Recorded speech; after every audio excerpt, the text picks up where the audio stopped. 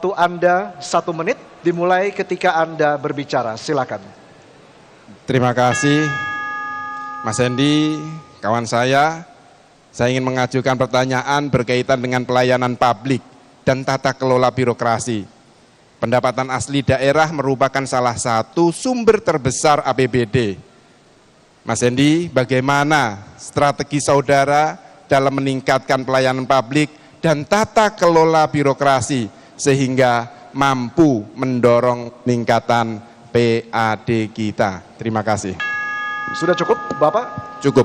Baik, kami persilakan kepada calon wakil gubernur nomor urut 1 untuk menjawab. Waktu Anda 3 menit dimulai ketika Anda berbicara. Terima kasih Gus Yassin.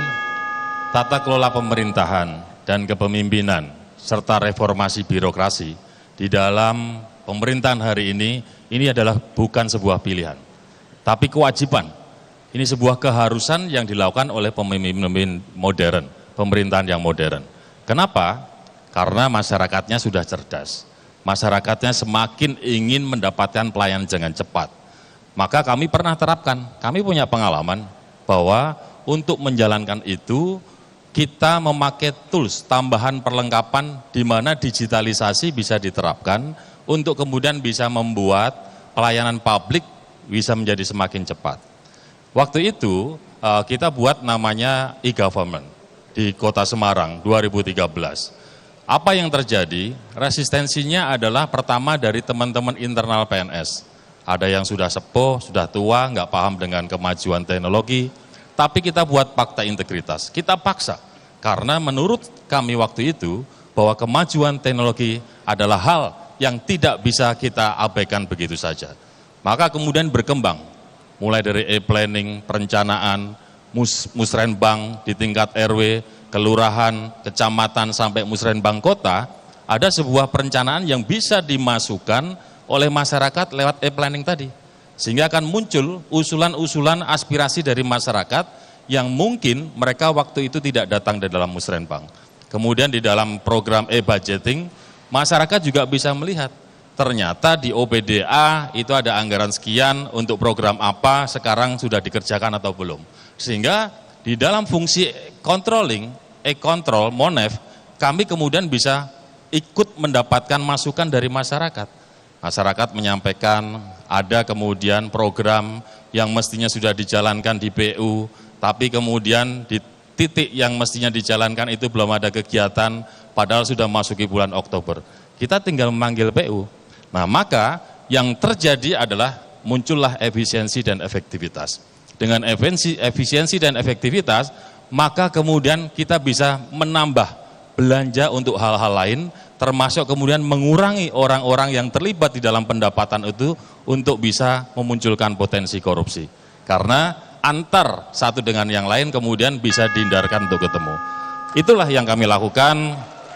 Saya yakin di pemerintah provinsi mungkin juga sudah melakukan itu zaman 5 tahun yang lalu antara Mas Ganjar dengan Gus Yassin. Sehingga menurut saya nanti kalau kami yang terpilih tinggal kita tingkatkan saja. Terima kasih. Masih ada waktu Bapak, apakah ingin dimanfaatkan? Sudah cukup? Baik, selanjutnya mohon tenang, terima kasih. Selanjutnya kami persilakan kepada calon wakil gubernur nomor urut 2 untuk menanggapi jawaban dari calon wakil gubernur nomor urut 1. Waktu Anda 2 menit dimulai ketika Anda berbicara, silakan. Terima kasih Mas Hendy.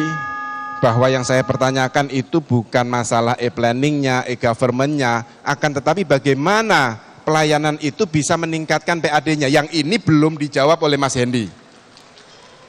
Maka pelayanan publik prima penting Mas Hendy untuk menjadi semangat dalam penyelenggaraan pemerintah Provinsi Jawa Tengah.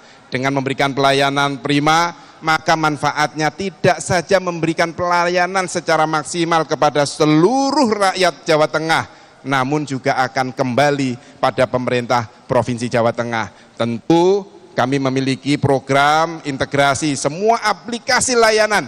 Di situ termasuk ada perizinan yang mudah, tidak akan bertemu antara ASN dengan investor, dan memberikan pelayanan yang baik sehingga investor datang ke Jawa Tengah berbondong-bondong. Itulah yang kami maksud untuk meningkatkan PAD Jawa Tengah. Ditambah lagi Mas, kami juga meningkatkan kenyamanan kantor pelayanan termasuk kantor Samsat kita. Kita buat layak kantor seperti kantor perbankan. Di situ juga ketika masyarakat datang ke kantor Samsat biasanya membawa anak-anak, maka di situ juga akan kita sediakan arena bermain buat anak-anak sehingga kenyamanan itu terdapatkan di sana, karena kita tahu bahwa wajib hukumnya membayar pajak, maka yang bayar harus kita layani dengan baik. Terima kasih. Masih ada waktu Bapak? Cukup. Sudah cukup, baik pendukung harap tenang, harap tenang. Sesuai kesepakatan bersama kita tadi, harap tenang. Terima kasih. Selanjutnya kami persilakan calon wakil gubernur nomor urut 1 untuk merespon tanggapan dari calon wakil gubernur nomor urut 2. Waktu Anda 2 menit, silakan. Rasa-rasanya saya juga sudah menjawab ya, dengan e-government itu membuat orang kemudian tidak perlu tatap muka. Karena tidak perlu tatap muka, maka kemudian tidak ada potensi korupsi atau kebocoran. Jadi Gus Yassin, menurut saya jawabannya saya kasih pantun saja Gus Yassin. Debat bukan ajang menjatuhkan. Jangan marah-marah kalau berbeda pendapat. Mari kita jaga persatuan, bersama kita bangun Jawa Tengah perkasa. Jadi apa yang disampaikan Gus Yassin bagus, tapi kami kan juga punya pandangan untuk membuat Jawa Tengah lebih bagus. Jadi nggak perlu kita kemudian harus bermarah-marahan. Gitu ya Gus ya. Terima kasih, matur nuwun. Assalamualaikum. Masih ada waktu Bapak, apakah ini dimanfaatkan? Sudah cukup? Baik, kami persilakan untuk kembali ke podiumnya masing-masing. Iya. Baik, kita berikan tepuk tangan yang paling meriah untuk kedua pasangan calon gubernur dan calon wakil gubernur Jawa Tengah tahun 2024. Oke, saya mulai dari para pendukung paslon nomor 1. Mana suaranya? Baik.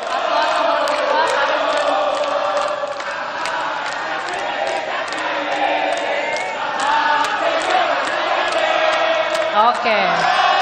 Dan selanjutnya para pendukung paslon nomor 2. Mana suaranya?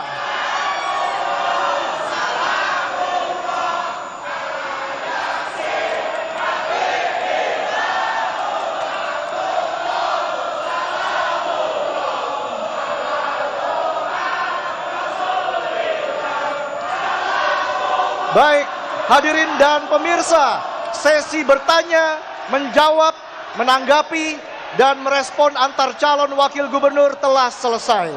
Kami akan kembali di segmen berikutnya dengan pernyataan penutup atau closing statement dari masing-masing pasangan calon gubernur dan wakil gubernur. Tetaplah di debat.